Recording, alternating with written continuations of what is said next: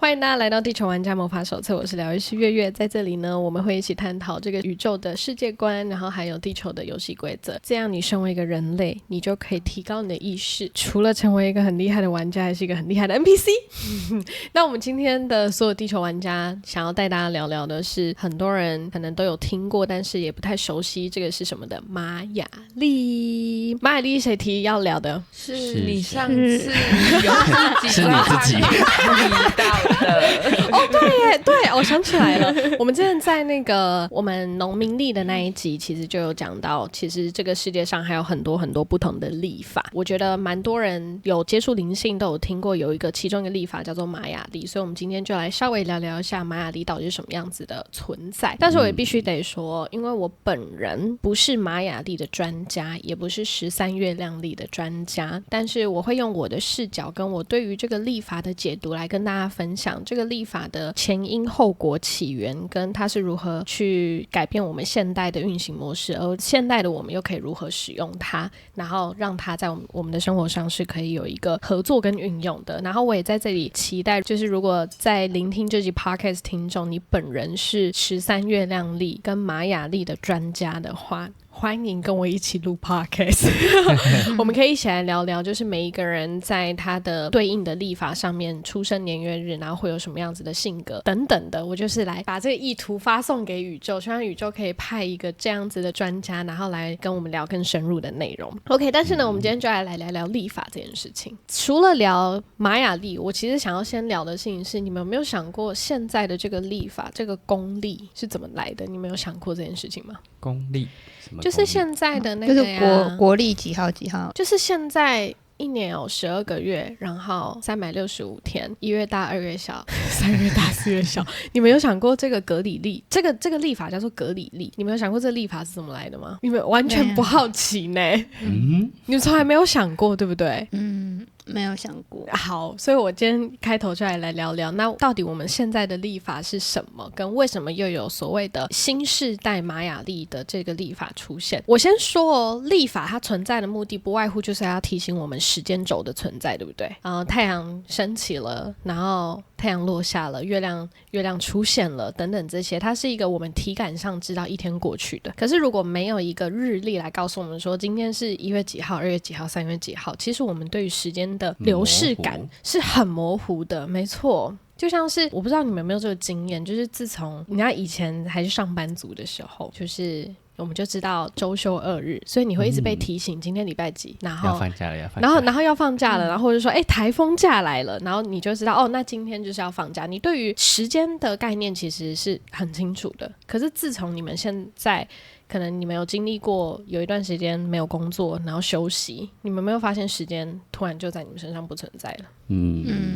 对不对？对，你们对于这样是要自律吗？你说什么自律？就是如果时间不存在的话，那就只能靠自己的时钟。对，玛雅历就是这样子的存在。玛雅历它其实就是一个不以时间为主轴，更多的事情是今天的能量是什么，我要如何用这个能量顺流我此刻的行动，跟此刻可以做的事情，跟我的心态等等的要怎么摆正。这就是玛雅历，当时玛雅文明古民文化他们当初在创立这个历法的时候，他们其实不是以时间为概念，而是以能量流动为基础再去设计的历法。很有趣哦。 OK， 那你们可以想想看哦，当你活在了现在的这个格里历里面很像蛤蜊被时间追着跑吗？就会不小心进入一个时间的迷思里面。就连我们人的衰老其实也是潜意识一直在跟自己讲说，我又几岁了，我又如何了。然后我们会瞬间，比如说我们对于随便讲一个我们对于50岁的样子，马上你们脑中有没有画面？白头发还有吗？现在都不准了，有就马上皱纹，有皱纹。我第一个想到那个林志玲那很棒啊！所以你看你现在你的潜意识觉得我50岁就要长得跟林志玲一样，所以你现在才长得这么年轻啊。我跟大家说，就是想想是我的剪辑师，然后呢他已经就是岁月也是不年轻的，可是所有人见到他都以为他大学刚毕业，真的很夸张。所以你看你的潜意识就觉得我50岁还是跟林志玲一样，你现在就差不多，很开心啊。对吧？所以每一个人他对于一个年龄时间轴可以定义的东西，他所想内在潜意识的想法都不一样，可是这个潜意识的想法就会校准你外在会展现出来的感觉。意思就是说什么？如果你的日常就是不断的跟自己讲说，哦，我已经25岁了，我应该要如何如何，我30岁我要如何，我35了，40了，50了，60了，你就会真的活在这个时间线里面的集体游戏规则。你心中马上想出来的50岁长什么样子，30岁应该长什么样子，你的外在条件就会变成那个样子。所以当你能够抛下时间轴的概念的时候，我们的所有的外在显现是可以逆龄生长的。没错，所以这个就是为什么玛雅历跟13月亮历会被诞生，跟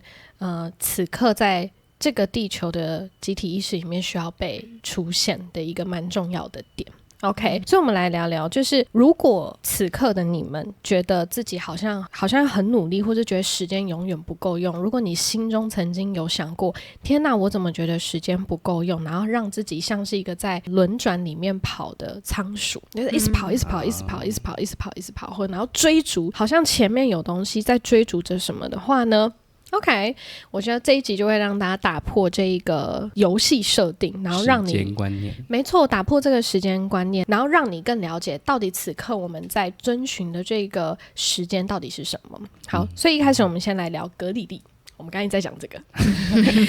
好，格里历呢，它其实是现在全球通用的历法。对嘛？全世界通用的历法就是所有人的时间观念都一样的，对，一年365天，然后1月到12月，然后有星期一到星期日的概念，然后2月有28天。这个东西呢，回溯到它的历史，其实是一个很大型的权力游戏。权力游戏，没错，没错，没错。我们来聊聊哦，在这个历法呢，是罗马共和国末期的时候，大概在2000多年前。我上辈子可能是某只马吧，在那个时期。在那个时候，古罗马共和国时期，因为那个时候国家走的集体意识，那个时候是在双鱼世代。我们现在进入到一个黄金世代跟水瓶世代嘛，对不对？那因为我之前在2026年的能量解析其实就有讲到，我们地球本来就有不同的周期，那个周期蛮大部分的能量就会牵引着那一阵子的整个地球的集体意识所发展的意识形态。那个时候呢，他们是在刚开始双鱼座时代的一个状态。那个时候双鱼座时代有个最大的主题叫做牺牲。奉献的那种，没错没错。然后那个时候是集体救赎跟信仰非常庞大的一个世代，所以那个时候的罗马帝国是跟基督教紧密结合的。简单来讲，所有有权力的人都是有宗教的主要领袖人物。因为那个时候很多人很需要这样子心理上信仰上的救赎，然后让他们觉得很多东西是有希望的，我们可以透过这一些慢慢权力去让我们的人民每个人都可以被滋养的。它又是一个另外的故事，但我不会在这里多讲。但简单来讲，那个时候的卦象，那个卦象就是地水师卦。不解释，但我现在先不解释这个卦象是什么。但简单来讲呢，那个时候人民的体验重点都是大规模的组织军事行动，然后让很多人在那个时候不断的在扩张人类意识的极限，然后我们开始对于土地啊，对于一些你们可以想象那种感觉，就有点像是大家开始有一点商业思维了。而且我们除了生活，我们还能从事贸易，我们还可以交易，就是那个时候在慢慢扩张这件事情。可是你要让人民突然从一个很平民的一个状态，然后来到一个我好像可以开始物质利己赚钱的这件事情的时候，其实会有很多欲望被丢出来。然后有很多举例来讲，好，那这个土地是谁的？谁可以使用这个土地？可以拿这个土地赚钱？所以就会有很多土地分割的问题。这个时候就需要有一个掌权人来去管理这些东西。所以那时候就有点像是在萌芽扩张的阶段，也是因为这个阶段，那个时候需要透过时间跟律法来去好管理整个所有的人民。所以那个时候才慢慢开始觉得说，好，那既然大家都有点欲望焚身，然后我又不知道要怎么样去合理公平性的评分，那我这个身为掌权的人，我就要去定规则。这是最好去让大家不要吵架的一个最好的方式嘛。那第一个定的规则就是时间。OK， 然后跟法律。那为什么要定时间呢？因为维持稳定，你就必须要很理性的去，比如说，好，那我们今天做什么，明天做什么，那一天做什么，那今天是什么？那不然我们今天来定个1月1号好了。这样我跟你讲说1月1号我们来做什么，我们就有一个一致性的思考。这个格里历就是在那个时候诞生了，就比较好排 schedule 了。没错，就是这个样子。不然我就跟你讲说，我们下次什么时候见面？你看那个太阳下去上去下去上去3次，我们就一起见面，就是太难了。所以我们就定了一个时间轴的概念。回来强调喽，那个时候16世纪的欧洲宗教，它不单单是宗教领袖，而是对他们来讲，那个宗教是上帝的代言人。那个时候科学还没有完全的进入在人类集体意识，所以宗教是非常非常庞大的。基本上他们的教廷掌握了人民所有的东西，然后包括那个时代最聪明的人也都是他们教派里面的人，所以起了贪念就也挺好掌控的嘛，因为毕竟没有太多的理性存在，有钱好办事。对。为什么它叫格里历？就是因为那个时候的教宗格里高利13世，就是创立这个立法的人，因为又加上他是那个时候权力最大的人，所以那个时候他们就说好，我们就来定这个规则吧。那现在的立法就是这样子诞生的。那这个规则又是怎么样被定出来的呢？很搞笑，相当的搞笑。反正那个时候呢，他们就开始定说，好，那有1月、2月、3月，然后总共有12个月。然后有趣的事情是，你们有没有想过，为什么1月是31天，2月是28天，3月是30天，4月是31天的这件事情？因为呢，玛雅历它为什么叫13月亮历？是因为它的运行规则一样。一年有365天，地球绕行太阳就是365天，对不对？所以365天是存在的。但为什么13月亮历是13个月？是因为他们定每一个月就是28天。那为什么又是28的周期呢？因为玛雅历呢，玛雅文明他们那个时候全部都是看能量嘛，他们那时候就发现到很多规律存在。那其中一个规律就是你看哦，我们的月亮的运行轨道其实是29天点多，就差不多28天就会从满月变新月，新月又变满月，对不对？我们女生的月经也是28天来一次，所有的阴性能量它其实都是用28的这一个宇宙规律的数字给运作的，所以他们就是以这个宇宙规律为主轴，然后去计算，发现OK， 所以一年365天就是有13个月份。那格里历背后有逻辑吗？是完全没有逻辑的。因为是自己定的。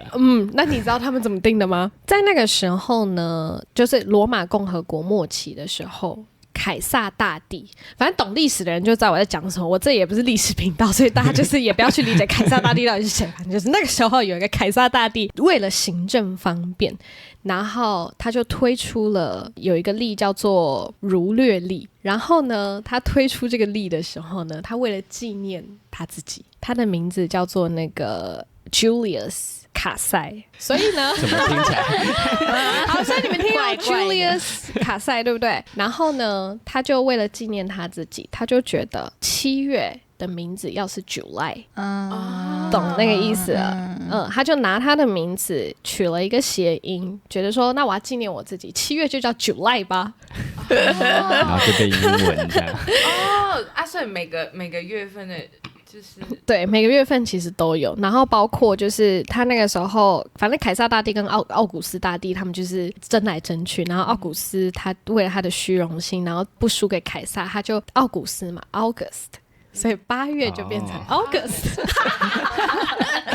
也是一个人啊反正就有很多很多，而且呢，他就觉得说我的这个月份就应该要是31天，反正因为他想要比。多一天，对他想要比凯撒大帝多一天，所以我就觉得我要31天，然后他就发现天哪，怎么不够了？就是你知道，就拔一个东拔一个西拔一个，时间不够了，从2 月就来不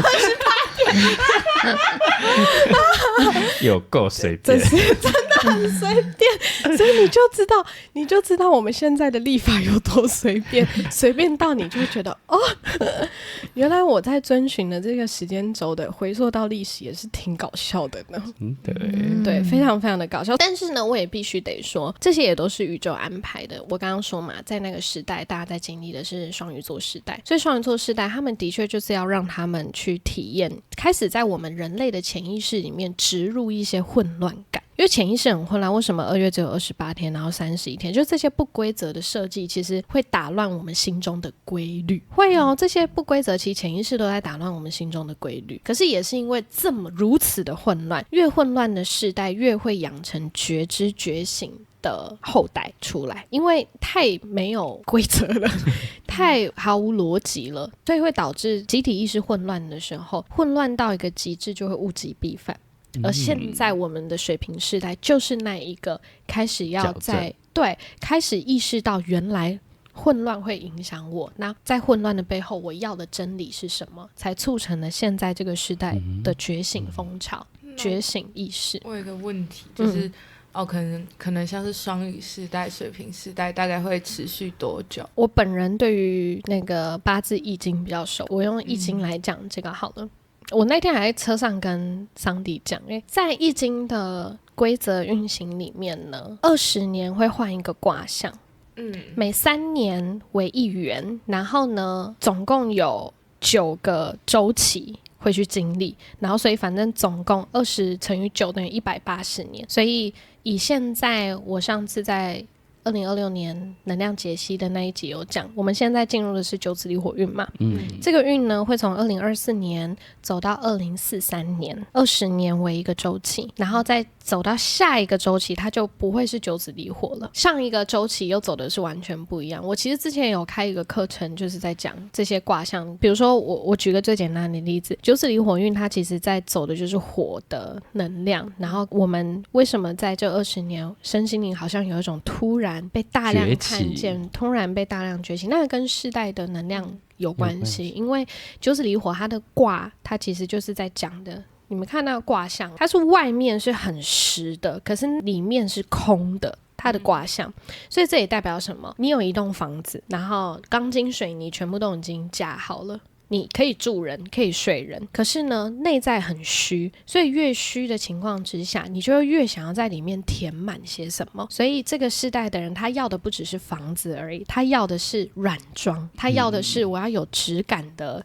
卫生纸盒，我要有一个质感挂在墙壁上的东西，因为这一些白色的墙面冷冰冰的东西已经没有办法满足我对于生活的需求了，因为我内在太空虚，所以我需要这些东西来填补，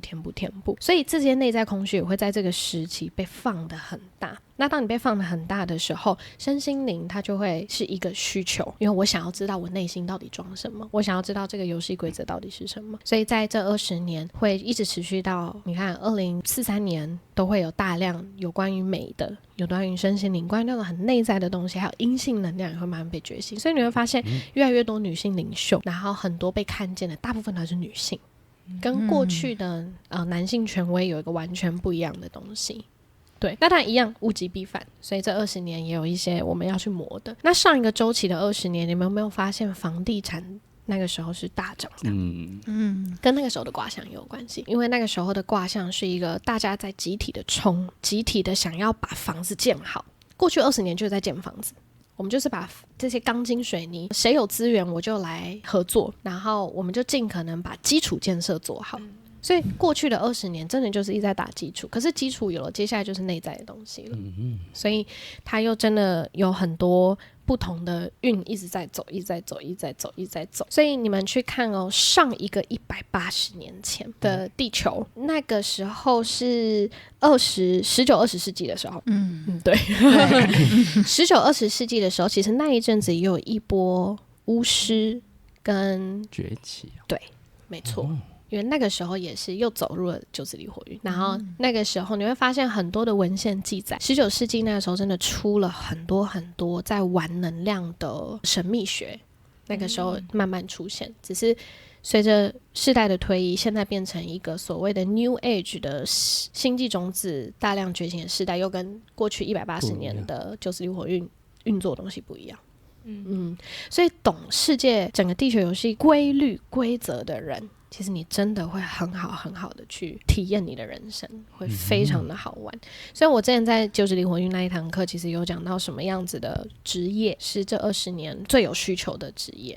我不知道因为桑迪其实有想要我讲这个，可是我想说已经很多人讲过，如果大家想听你们就在留言如果大家想听我讲九子离火运的话，你们就可以在 YouTube 底下留言，然后如果真的很多人的话，那我就再讲一次。因为九子离火运我在2023年的时候就在讲，现在都已经2026了。对啊，我想说过3年了，好要讲还是可以讲啦OK， 反正就留言，如果你们想要听我讲的话，我们就来讲 OK。 所以回过头来台湾呢，其实是在1895年日治时期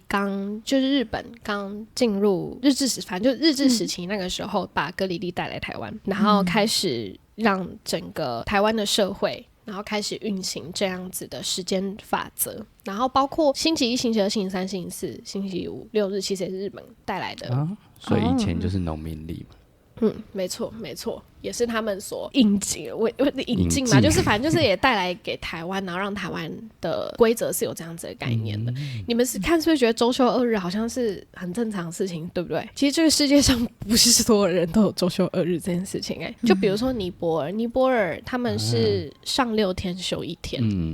然后还有很多地方并不是有这样子的制度的，因为我们以前也是一样啊，上6天啊，休1天。是后面才改周休2日。所以就是你看每一个国家都有自己的运行方式，然后包括农历也是，农民历也是只有亚洲，就是东亚这边，因为上一集有讲农耕社会需要农民历，所以我们才在运作这个农民历的。西方他们也有自己的历法，但格里历是全世界通用的，但如此的混乱，它的历史其实是非常非常混乱的。OK， 好，你会发现这一个历法其实也潜移默化我们很多很多不同的状态，比如说60秒等于1分钟。60分钟等于1小时，它非常非常符合我们现在的进入打卡上班的工业文明，所以时间就是金钱，我们就会掉入这个陷阱。那这的确是我们现在的状况，所以呢，这是我们此刻的状态。我们就来聊聊玛雅历了。玛雅历呢，它就是古玛雅文明他们那个时候他们的农业社会，跟我们的农民历其实很像。像我们农民历其实也是看天吃饭嘛，我们也是有什么青龙白虎，然后有的没的，玛雅历有一模一样的概念。没错，所以农民历还是比较准的，如果跟格里历比的话我会说比较符合我们人性上的运行轨道，应该可以这样子讲。对，因为农民历跟玛雅历它有一个共同点，就是他们都是遵循整个大自然的运行轨道跟规则所衍生出来的东西，就像是你不可能叫太阳说你今天慢点再起来啊，对吧？对，所以因为这个样子，他们才会开始去配合这个宇宙的轨迹，然后找出那些规律，然后变成现在的一些可以被使用的模式。对，那如何使用我等一下会讲。我刚刚为什么一直讲到13月亮历跟玛雅历的原因，是因为呢13月亮历是现代的新玛雅历，可以这样子讲，改版过的。对，可以这样子讲。2.0， 没错。那它是被谁给发明的呢？它是被一个艺术家叫做荷西阿圭列斯给发现的，因为他就是一个非常热衷，他是一个作家，然后他对于宇宙的游戏规则也很有兴趣，然后他开始去研究玛雅文明，然后他才发现玛雅文明那个时候其实就一直在去透由宇宙校准自己自身的频率，用这样子的模式在生活着的。所以它透由玛雅历的一些基础跟文化脉络、历史图腾等等的，然后衍生到现在人可以更精准使用的13月亮历。OK，所以我刚刚为什么会一直讲这两个，就是因为他们两个是有关联的。OK， 只是他又更用系统化跟用现代的语言重新去诠释玛雅文明当时想要传递的东西。那像我刚刚讲到嘛，为什么是13月亮，就是因为28是一个周期，对，宇宙的周期，然后28乘以13又是等于365天。那这13个呢，它又象征着不同的母性力量，它蛮围绕在母性的力量的。因为母性的力量是什么？月亮，没错，它是一个孕育新生命一个很重要的主轴。所以这个孕育是一个很神圣的事情，所有的宇宙诞生都是透由这样子的能量去给孵化出来的。的确13月亮历你就可以知道它在追随的并不是权力，也并不是那一种我应该要如何，我要冲，我要行动，更多的事情是我的内在要如何感恩这个世界，然后如何配合我身体本来就需要的节奏，而不是外在的东西。所以它就是一个很棒的一个历法，所以我们可以把13月亮历，有人说它是现代玛雅历，然后他也很认真的在推广这个东西。那玛雅历它主要有什么样子的结构跟概念，我来好好的讲一下了齁。好，它不是传统上的日历，我们可以把它解释为它是一个宇宙的代码。我先给你们看那个13月亮历长什么样子，我觉得你们会比较有概念。这个有没有哇，看起来很像在那个像星盘哦，赌桌上面的那个轮盘大富翁，轮盘蛮像的，蛮像的。然后还有这个，你们没看过，没看过。好，蛮系，你们就是看过一眼，你们要看过一眼，我等一下比较好去跟你们解释这个东西是什么。所以你会发现，它上面有不同的颜色跟不同的图腾，对不对？好，它是一个排列组合的概念，跟我们的八字是非常像的。农民历我们在讲的就是天干地支嘛，12天干10地支，然后还有很多有的没的，它的复杂程度一模一样。OK， 但我不是专业的，所以我就把一些东西跟大家讲。刚刚你们所看到的那个图啊，其实它代表的就是一个代码库，不同的代码对应不同的能量。OK， 好，那还有哪些代码？第一个，它有20个图腾。你刚刚看到很多长得奇奇怪怪的那是图腾。OK， 还有20个图腾，它所代表着也是20个宇宙的原型，代表20个天赋跟20种生命剧本。还有呢，13个音阶。音阶，声音的音吗？它是一个 tone， 它的英文是 tone，可是所谓的 tone 就是痛调，有些时候他这里在讲的不是可以听的，而是一个意识形态。比如说温柔的，温柔的痛调，你觉得是什么？是不是你有感觉了？你去理解温柔的痛调，你不是用逻辑去理解的，而是一个氛围感，对不对？感受的感觉没错，类似这种，它的这个音阶其实就是它所推动的力量跟13种行动的频率，它是用这20、13的排列组合去运行这个历法的，就跟我们的12天干10地支是很像的东西。那为什么是20跟13？是当时玛雅文明他们那个时候通灵下载下来的。对，他们也称为13个音阶叫做银河的声音，银河宇宙的声音，也是那个时候他们的族群透由意识下载连接宇宙的资料库，然后下载下来发现就是有这20种天赋跟13种音阶。然后形成的一个历法，有260天的循环，很有趣哦。什么叫260天的循环？它就像这个转轮一样，这20个跟13个开始同时运转的时候，需要透过260天就会回到原来的原点。而260天也是母亲在孕育一个孩子的天数，是不是很美？ Oh my god 没错，所以呢它其实就是象征一个灵魂从孕育到成熟的完整的历程。OK， 我能理解为什么荷西会想要想要去探索玛雅文明，因为玛雅文明真的太有趣，它就像是台湾的原住民一样，台湾的萨满一样，他们心中都有一个很深的一个主轴，是万物皆有能量，而我们就是万物的一部分。所以当时呢，他们透由对于星象的观察跟下载了银河中心的频率，在很多很多年前，这个并不是一个被科学所仪器可以测量的，但当你对齐这个历法，后代的人开始去对齐之后，才发现它其实就是生命宇宙的周期的代表。所以它算是西方的八字吗？还是我觉得可以这样子去连结，但他们肯定是不一样的东西。就还是有差别。对，因为东西方他们的土地能量所产生的意识形态，就是会创造出完全不同的东西，所以我之前在农民历那集有讲到，这个世界上的历法一堆，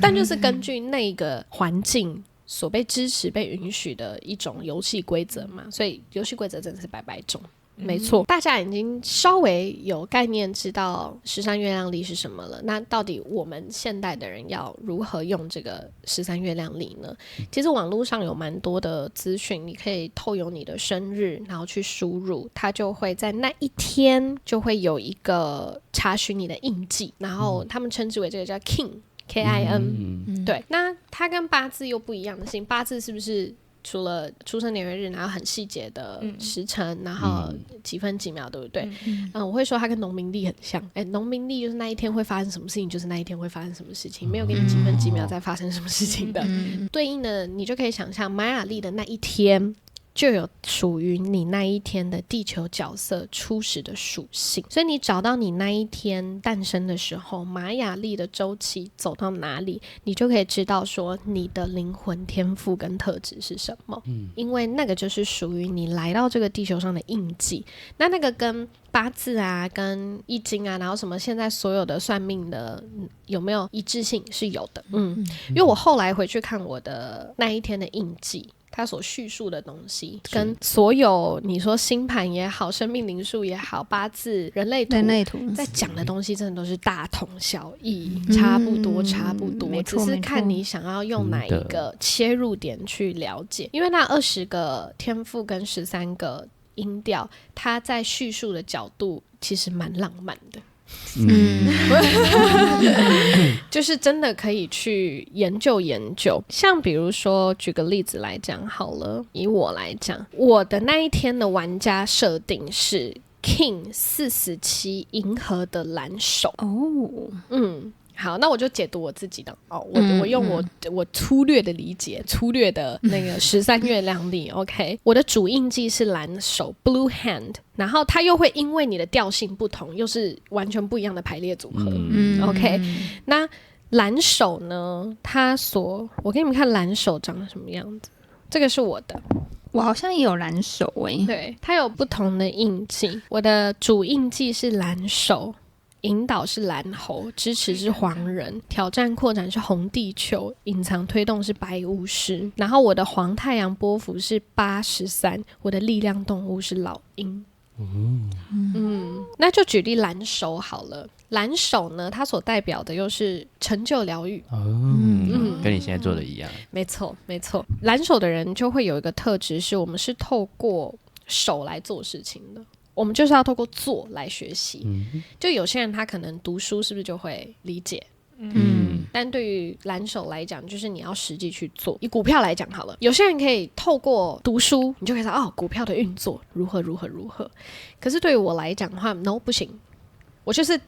我不如直接 app 打开。对我来讲，不如 app 打开，然后开始投。然后经验了一遍，我知道透过犯错来学习，透过自己摸索来学习，我反而没有办法先看书再做事。我的特质比较像是直接做事，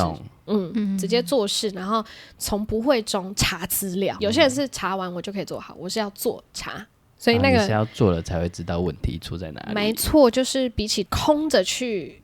想我要去做这些，不如就是亲自去实践。这个特质其实背后的隐喻要讲的事情就是创造的人，你就是没有办法去听从这个社会你觉得书本应该要怎么样，而是直接去做，你会开创自己属于自己的道路。所以蓝手的人呢，在全程灌注在手边的工作的时候，这一个专注力本身就会有很强大的创造力，而且同时也是自我修复自己的能力。因为我们的能量来源就是在这些创造的过程当中，你就会觉得我好专注在这件事情的时候好爽，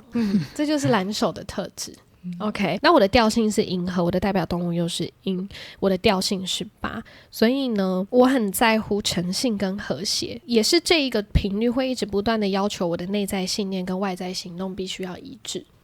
我会不断的想要去调整自己，我有像老鹰一样的高空视野，可是我也要像是在实作当中要有一个很清晰的目标感，我就会一致的行动，有点像是我会让我的能力匹配我所说出来的话跟我所做的事，有点像是这个样子，而且这是我很强大的自我要求。每个人自我要求的点都不太一样。老鹰的特质就是我是否活出我所相信的东西，如果我只要没有一致，我就会吞噬自己，我就会犯错，我就会马上很明显的心口不一，我就会有一个事件赏我一巴掌说没有，你没有在做你所相信的事情。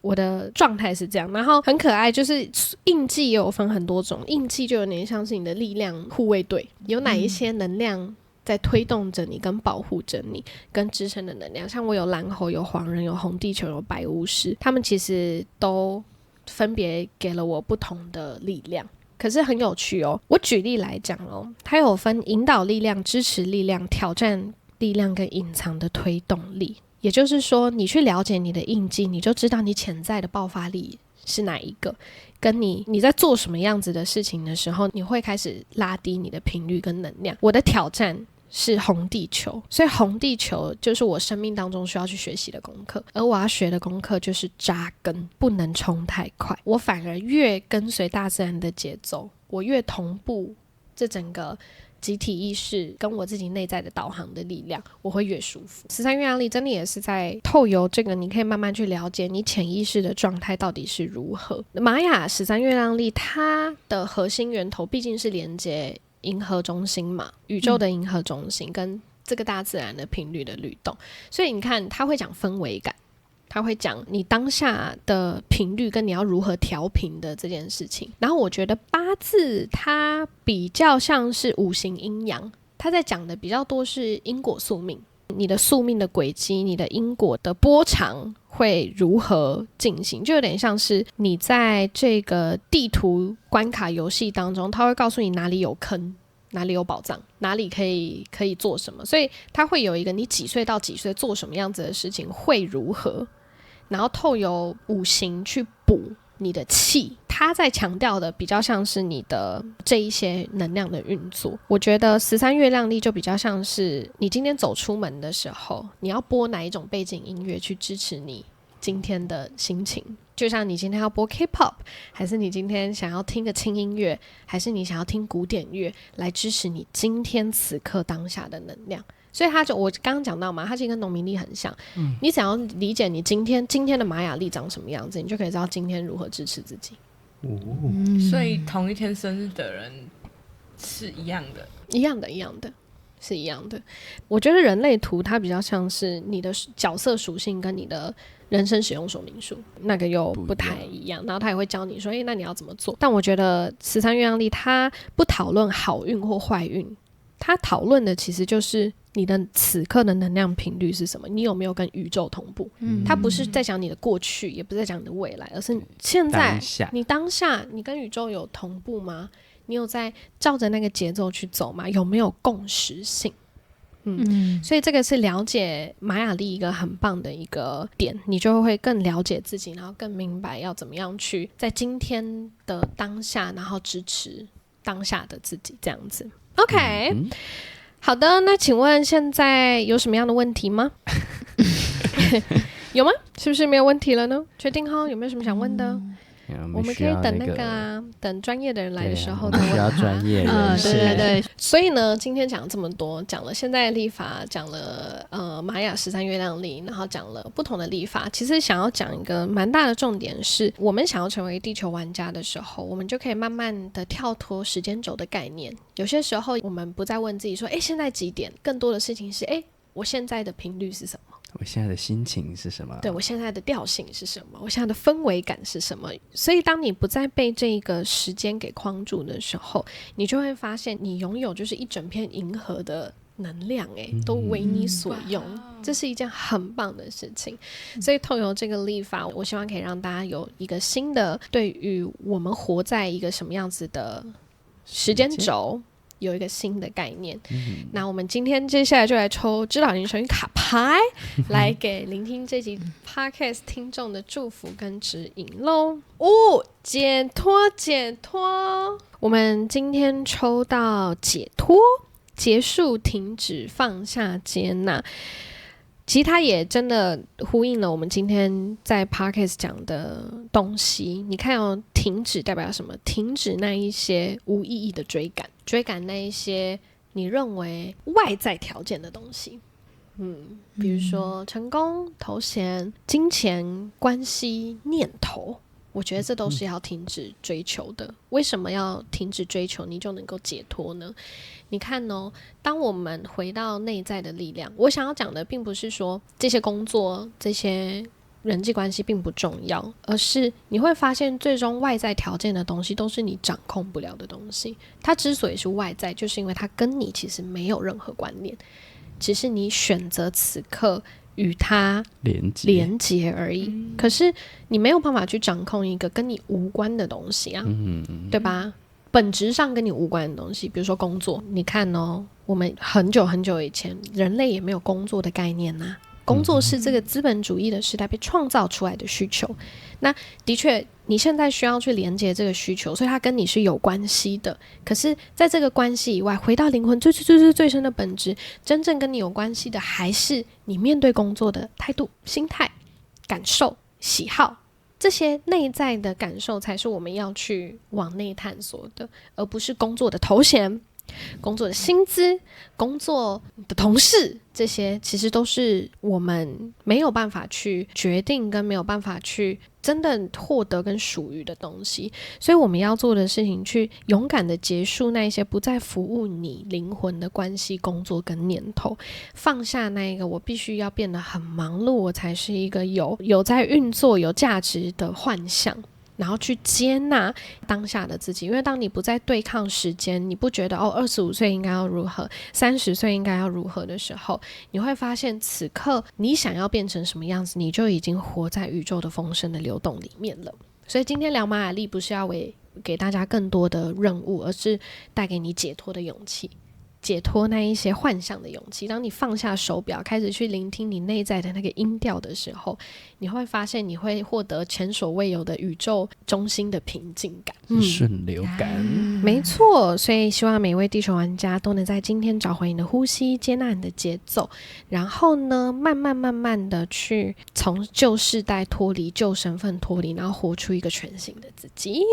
OK， 所以把这份祝福给大家。所以呢，你不是一个人玩这个游戏，祝福你今天在地球玩得开心。而在这个地方呢，我们每个礼拜5的晚上8点都会召集很多的地球玩家陪你一起玩。那我们就下礼拜见咯，大家拜拜，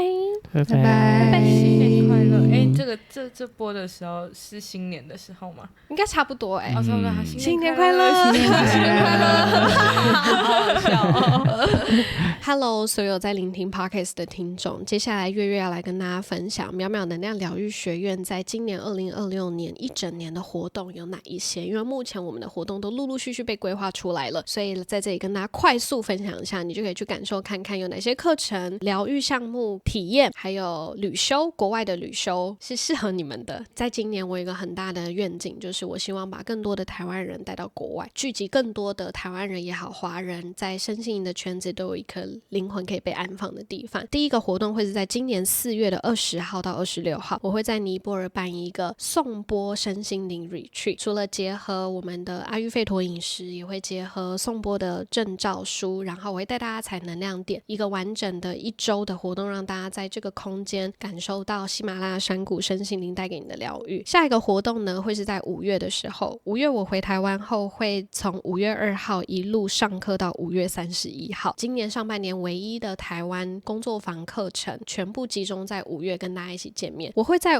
5月2号的时候在北部开一个灵性落地跟神经系统重建工作坊。这个活动呢，适合给那一些还对于自己不够了解跟对于感知能力还有点模糊的人来参加。我会重启你的神经系统，对于连接高我会有很大的帮助。5月3号的时候，我们会办一个女性主权跟身体疗愈的工作坊，会是1整天的。在这一天，我们会教大家如何使用自己的身体，跟结合昆达里尼的疗法，来帮助大家唤起我们女性的力量。5月9号、10号呢，我会办初阶跟进阶的脉轮课，会是在中部。9号的时候会是教1到7脉轮，10号的时候会教8到12脉轮。大家敲完很久的脉轮课，即将要在这2天跟大家见面了。那在5月11、12号，我也会在中部办金钱灵气课。5月15号会办一个爬山、进山跟萨满疗愈的仪式，我会带大家去爬一座山，去进那里的山，然后在那里去连接原住民当地的萨满仪式跟能量。5月16、17号是我们接下来办的最大型的活动，会是2天1夜的露营深度疗愈之旅。我们会设计2天完整的活动，然后帮助大家去体验水的疗愈，会在温泉或泳池，然后在泳池上冲洗床垫体验水的音疗，然后也会设计不一样子的工作坊，然后让大家在这里可以真正交到跟你灵魂有共鸣的朋友。然后5月23号、24号我要开我的第1堂臼井灵气课，然后这次会在北部开，所以北部的